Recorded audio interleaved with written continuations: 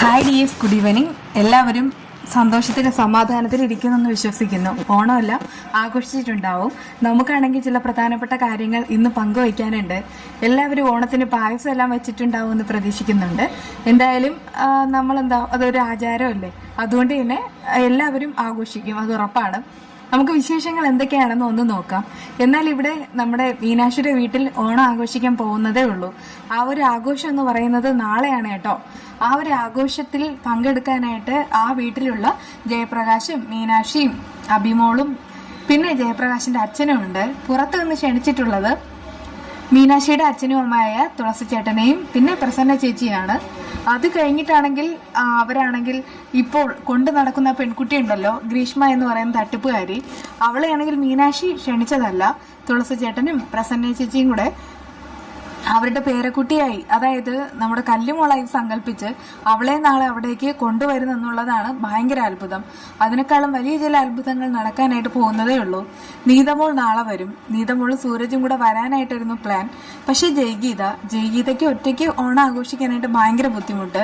പ്രത്യേകിച്ച് അവർക്ക് ഭർത്താവില്ല, വേറെ ആരും ബന്ധുക്കളായിട്ടും ഇല്ല. വീട്ടിൽ ഇലയിട്ട് ഓണം ഉണ്ണണം. ആ സമയത്ത് പ്രിയപ്പെട്ട ആരെങ്കിലും കൂടെ ഉണ്ടാവണം. അതുകൊണ്ട് സൂരജ് ഉണ്ട് താനും. ഇവിടെ ട്വിസ്റ്റ് അതൊന്നുമല്ല. മീനാക്ഷി ജെപിയോട് ചോദിക്കാതെയാ നീതമോളെ വിളിക്കുന്നത്. നീതമോൾക്കും മീനാക്ഷിയോടൊപ്പം ഇരുന്ന് ഓണം ഉണ്ണാനായിട്ട് ഭയങ്കര ഇഷ്ടവും താല്പര്യം. അതിപ്പോൾ അവൾ അമ്മയെ അന്വേഷിച്ച് നടക്കുകയല്ലേ. അമ്മയുടെ പ്രായത്തിലുള്ള ഏത് സ്ത്രീയെ കണ്ടാലും അവൾക്കൊരു അറ്റാച്ച്മെന്റ് തോന്നും. മീനാക്ഷിയെ കണ്ട നാൾ മുതൽ തന്നെ ആ ഒരു ആരാധനയും ബഹുമാനവും കൂടിയിരിക്കുന്നു. അത് ഇപ്പോൾ ഒരു അമ്മ എന്നുള്ള നിലയിൽ അവൾക്കാണെങ്കിൽ ഭയങ്കര ഇഷ്ടമാണ്. അങ്ങനെ നമ്മുടെ നീതമോളാണെങ്കിൽ ഓണാഘോഷത്തിന് വരുന്നുണ്ട് കേട്ടോ. ആരെയൊക്കെയാണ് ക്ഷണിച്ചതെന്ന് ജെപി ചോദിക്കുന്നുണ്ട്. ആ സമയത്ത് നീതമോളുടെ കാര്യം സ്പെഷ്യലായിട്ട് പറയാണ്.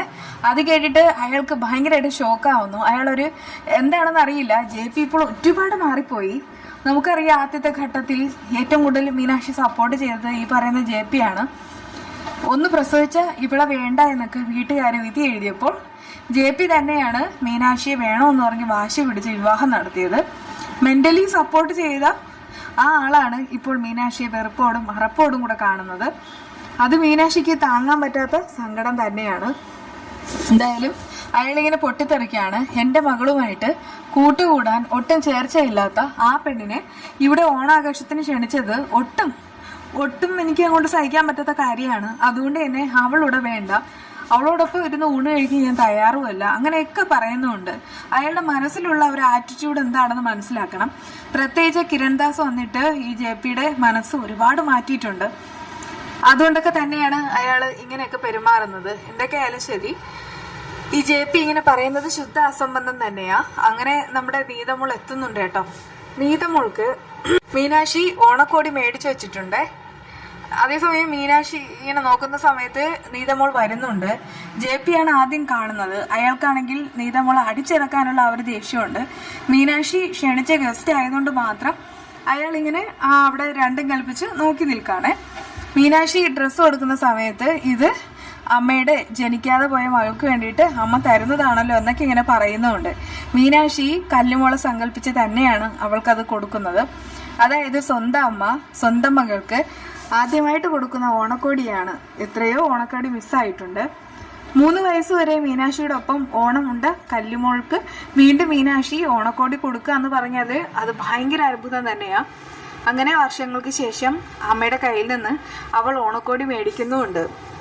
പക്ഷേ ആ ജെപിയുടെ മുഖഭാവം കണ്ടിട്ട് നീതമോൾക്ക് അവൾക്ക് തന്നെ ഒരു കാര്യം മനസ്സിലാവണം, അയാൾക്ക് ഒരു ഇഷ്ടക്കേടുണ്ടെന്നുള്ള കാര്യമൊക്കെ മനസ്സിലാവുന്നുണ്ട്.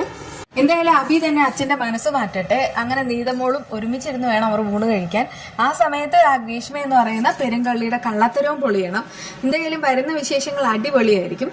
അപ്പോൾ നമ്മുടെ വീഡിയോ എന്താണെന്ന് അറിയണ്ടേ? ഇത് സേമിയ പായസമാണ്. ഇത് സേമിയ പായസത്തിന്റെ ഒരു കിറ്റാണ്. നമുക്കറിയാം, ഇപ്പോൾ എല്ലാവരും വളരെയധികം ഇൻഷ്യൻ്റ് ആയിട്ട് വെക്കാനാണ് ആഗ്രഹിക്കുന്നത്. സമയം നോക്കണമല്ല. എനിക്ക് സത്യം പറഞ്ഞാൽ ഇങ്ങനെ ഉണ്ടാക്കാനാണ് ഏറ്റവും എളുപ്പം. അതായത് പാല് അടുപ്പത്ത് വെക്കുക, എന്നിട്ട് നന്നായിട്ട് തിളപ്പിക്കുക.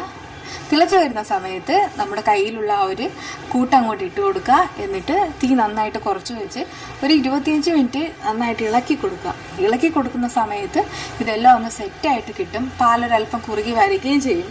പാൽ ഓവറായിട്ട് കുറുകാനായിട്ട് സമ്മതിക്കരുത് കേട്ടോ. അങ്ങനെയാണെങ്കിൽ ഇതെല്ലാം കൂടി കട്ടിയായിട്ട് ഒരു വല്ലാത്തൊരു ടേസ്റ്റ് ആയിരിക്കും.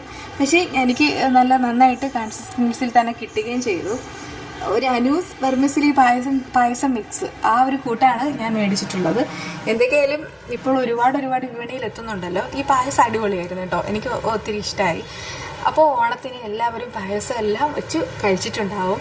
സത്യം പറഞ്ഞാൽ എനിക്ക് പേഴ്സണലി ഏറ്റവും കൂടുതൽ ഇഷ്ടം കടലപ്പായസമാണ്. പക്ഷേ അത് വെച്ചില്ല, അത് ഒത്തിരി പാടുള്ള കാര്യമാണല്ലോ. കൂടുതലിട്ട് വെറുപ്പിക്കുന്നില്ല. വീണ്ടും കാണാം. ബൈ.